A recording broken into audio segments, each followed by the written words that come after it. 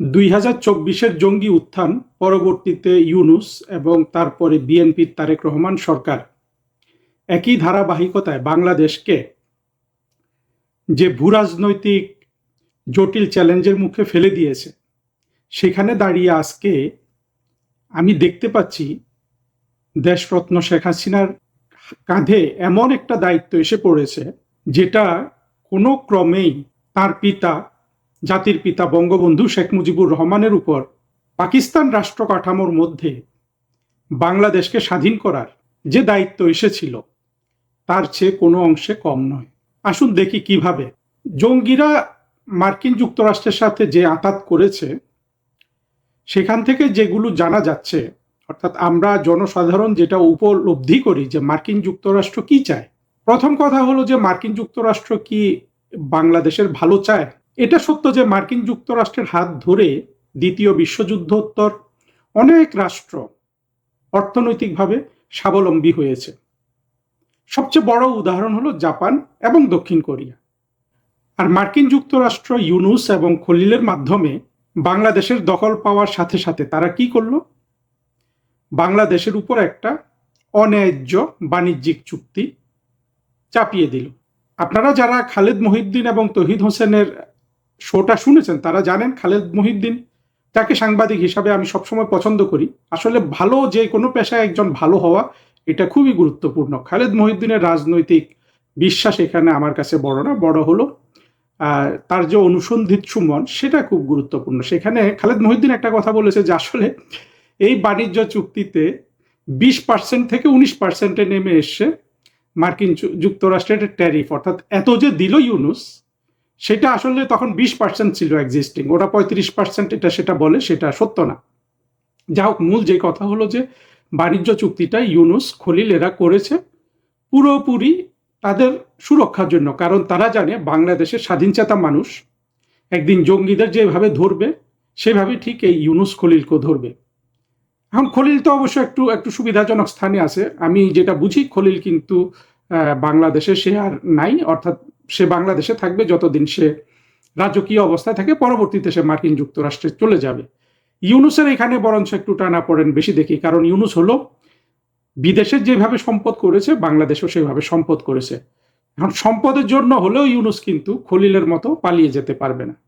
মূলত এই সুরক্ষার প্রয়োজনে, এবং যেভাবে মার্কিন যুক্তরাষ্ট্র ইউনূসকে খলিলকে বছরের পর বছর, দশকের পর দশক গড়ে তুলেছে, মার্কিন যুক্তরাষ্ট্রের এমন কোনো প্রধান পুরস্কার নাই যেটা ইউনূস পায় নাই। খলিল অবশ্যই পুরস্কারগুলো এখনো পায় নাই। সেখান থেকে কিন্তু ইউনূস, এই যে পুরস্কার পাওয়া ইউনূসের একটার পর একটা, এটাও কিন্তু একটা একটা খুব তাৎপর্যপূর্ণ, যেটা আমরা আসলে বিবেচনা করি না। কেন এতগুলো পুরস্কার, প্রেসিডেন্সিয়াল মেডাল এবং আরো 2-3টা আছে যেগুলোর নাম আমাদের কাছে গুরুত্বপূর্ণ না। গুরুত্বপূর্ণ হলো মার্কিন যুক্তরাষ্ট্রের সবচেয়ে বড় বড় পুরস্কারগুলা সবগুলা তারা কিন্তু ইউনূসকে দিয়েছে। এবং আপনারা জানেন কিনা, আপনাদের স্মরণ আছে কিনা, ইউনূসের সাথে যুক্তরাষ্ট্রে পালিয়ে যাওয়া আরেক সাংবাদিক এই মনির হায়দার, যাকে ইউনূস তার বিশেষ সহকারী নিয়োগ করেছিল, সে বলেছিল যে পৃথিবীতে আর কোনো মানুষ নাই, সে 2-3 জনের নাম বলেছিল যাদের মার্কিন যুক্তরাষ্ট্রের এতগুলো পুরস্কার পাওয়ার উদাহরণ আছে। এর অর্থ হলো মার্কিন যুক্তরাষ্ট্র কিন্তু ইউনূসকে খুব ভালোভাবে চিনেছিল যে এমন অনুগত দাস তারা পৃথিবীতে আর 2-3-4টার বেশি পায় নাই।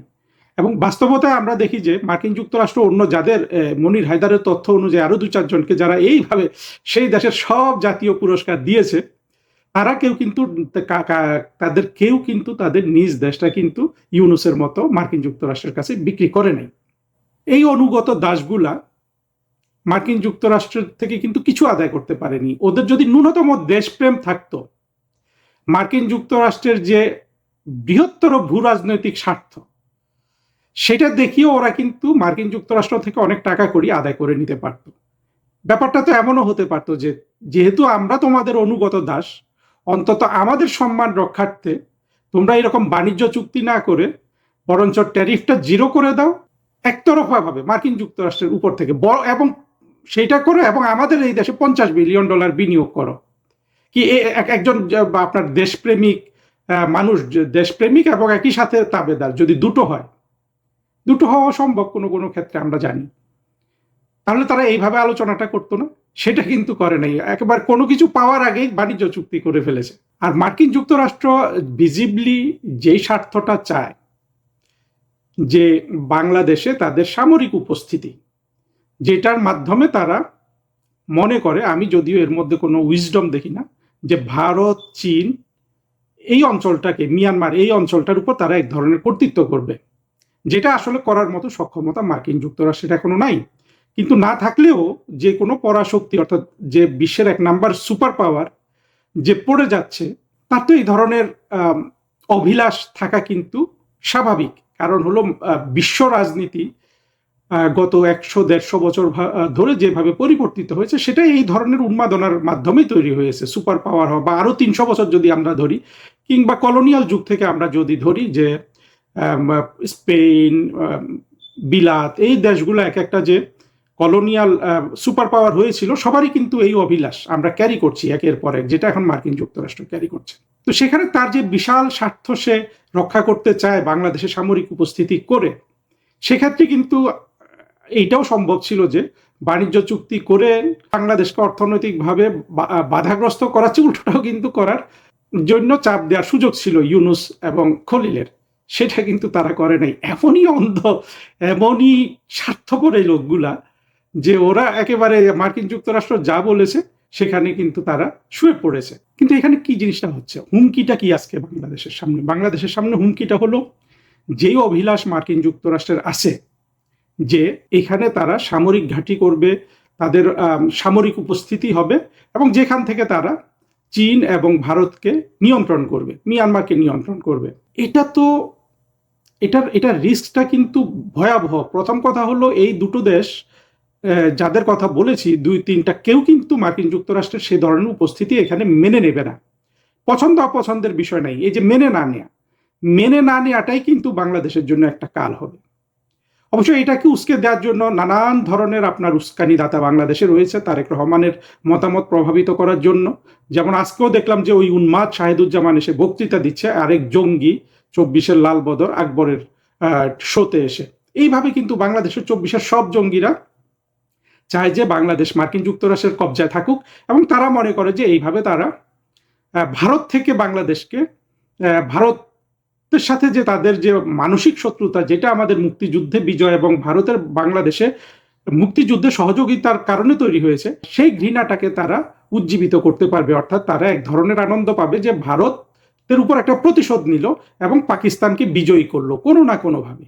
এই যে মানসিকতাটা তৈরি হয়েছে, এখান থেকে কিন্তু 2024-এর যারা জঙ্গি, আপনারা দেখেন এই যে মাঠের হাটের ঘাটের যত জঙ্গি আছে, সবাই কিন্তু এইটাই চায়, এবং পাকিস্তানি সেকুলাররাও এটা চায় যে দেশটা মার্কিন যুক্তরাষ্ট্রের পুরোপুরি কবজায় থাকুক, যাতে ভারতের প্রতি প্রতিশোধটা নেওয়া যায় 1971 সালে বাংলাদেশকে স্বাধীন করে দেওয়ার জন্য। এই বাস্তবতাটা বা এই ধরনের একটা কিছু হলে, এটা কিন্তু চীন, ভারত কেউ মেনে নিবে না, এবং এই বাংলাদেশের স্বাধীনতা বিরোধীরা বাংলাদেশটাকে একটা বিভিন্ন পরাশক্তির একটা যুদ্ধক্ষেত্র হিসাবে তারা তৈরি করবে। এই যুদ্ধ গোলাগুলিতেও গড়াতে পারে, এবং গোলাগুলিতে না গড়ালেও এমন টানাপোড়েনে গড়াবে যেখানে আসলে বাংলাদেশ আর কোনোভাবেই একটা ফাংশনাল রাষ্ট্র থাকবে না, এবং মাঝখান দিয়ে 24-এর জঙ্গিরা সরাসরি কিন্তু তারা ওই আফগানিস্তানের মতো কিংবা পাকিস্তানের যে বিভিন্ন জঙ্গি সংগঠন আছে তাদের মতো আবির্ভূত হয়ে, এখন যেমন বাংলাদেশকে তারা পরোক্ষভাবে নিয়ন্ত্রণ করছে, তখন তারা এই বোমা, তারপরে গোলা বারুদ,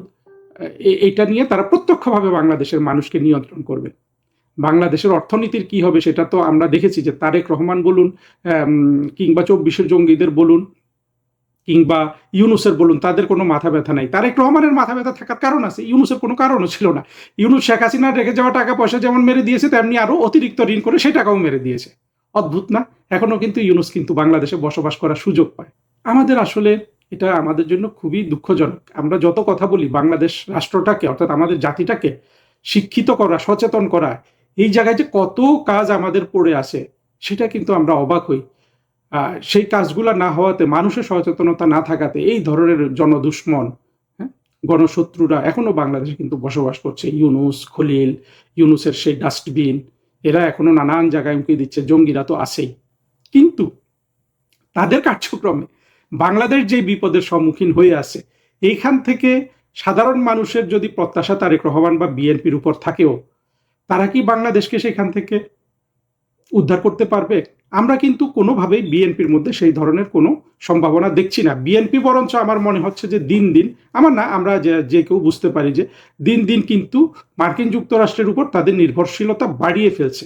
কারণ হলো দেশের অভ্যন্তরে তারা কোনো ধরনের রাজনৈতিক সমঝোতায় বিশ্বাসী এটা মনে হচ্ছে না, এবং এটা বিএনপি থেকে প্রত্যাশিতও না। বিএনপি তো বাংলাদেশে মূল বিভাজনের কারণ সেই আমরা দেখেছি যে একেবারে যার সবচেয়ে চূড়ান্ত উদাহরণ হলো 21শে আগস্টের 2004 সালের 21শে আগস্টের গ্রেনেড হামলা, এবং পরবর্তীতে 2006 সালে আমরা দেখেছি যে ইলেকশন ম্যানিপুলেশন, এগুলা করে বিএনপি তার ক্ষমতা পাকাপোক্ত করতে চেয়েছিল এবং এবং আওয়ামী লীগকে নিশ্চিহ্ন করে দিতে চেয়েছিল। পরবর্তীতে আওয়ামী লীগ বিএনপিকে রাজনৈতিকভাবে পর্যুদস্ত করে রেখেছিল, কিন্তু শেষ তো করে দিতে চায়নি। কিন্তু বর্তমান পরিস্থিতিতে তারেক রহমান শুধু 2024-এর জঙ্গি, ওনারাও এই তারেক রহমানও কিন্তু সেই কোয়ালিশনের অংশ, এটার সাথে জড়িত হয়ে তারা ধারাবাহিকভাবে মার্কিন যুক্তরাষ্ট্রের প্রোটেকশনের জন্য যা যা করছে, এটা একদিকে বাংলাদেশের আসলে আর কোনো স্বাধীনতা সার্বভৌমত্ব কিছু তো থাকছে না, এবং মার্কিন যুক্তরাষ্ট্রের যে ব্যাপক শক্তি, এবং সেই শক্তির কাছে তারেক রহমান এবং জঙ্গিরা যে এতটা অসহায়, এবং তাদের অসহায়ত্বের মাধ্যমে পুরো বাংলাদেশ অসহায়, সেখান থেকে বাংলাদেশকে আসলে উদ্ধারটা কে করবে? এই জায়গায় কিন্তু প্রশ্নটা হয়ে গেল যে একমাত্র শেখ হাসিনা। আপনারা চিন্তা করে দেখেন, শেখ হাসিনা ছাড়া এই জায়গা থেকে কি আর কারো পক্ষে সম্ভব বাংলাদেশকে টেনে তোলা? আমার তো মনে হয় না আর কারো পক্ষে সেটা সম্ভব। আসলে মনে হওয়ার নাই, মনে হওয়ার কথাটাও তো আসলে চিন্তা করার কিছু নেই।